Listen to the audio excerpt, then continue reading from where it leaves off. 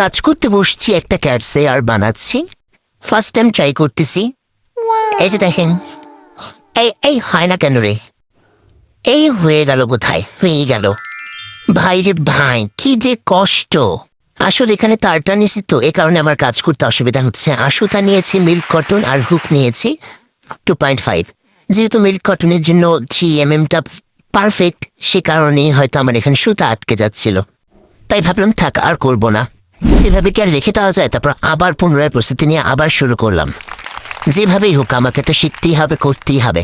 আপনাদের ঘরে যদি কোনো গুড়িগাড়া বাচ্চা থাকে, তাদের জন্য কিন্তু এই ক্যাটসে আর ক্লিপগুলো একদম পারফেক্ট। মাথায় দিলে কি যে সুন্দর লাগবে, রাস্তায় বের হলে সবাই ঘুরে ঘুরে ঘুরে ঘুরে দেখবে। অর্ডার করতে ইনবক্স করবেন। আমরা ক্রোশেট আর্টিস্টরা মূলত ইনস্টাগ্রাম কিংবা প্রিন্টারেস্ট থেকে ঘুরে ঘুরে যে কোনো আইডিয়া কালেক্ট করি, আর সেখান থেকে ইন্সপায়ার্ড হয়ে আমরা যে কোনো জিনিস মেক করার চেষ্টা করি।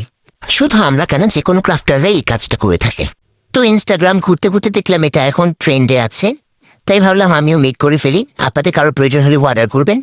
আজ এ পর্যন্তই, আসি, আল্লাহ হাফেজ। তারা আমার কাজ কিন্তু শেষ। এই যে দেখেন, আমি সুতা কেটে দিচ্ছি। এই কাটো, কেটে ফেললাম। অবশ্যই সেটা আমার ফাইনাল লুক। ভিডিওটি ভালো লেগে থাকলে লাইক কমেন্ট শেয়ার করতে ভুলবেন না। আসি, আল্লাহ হাফেজ।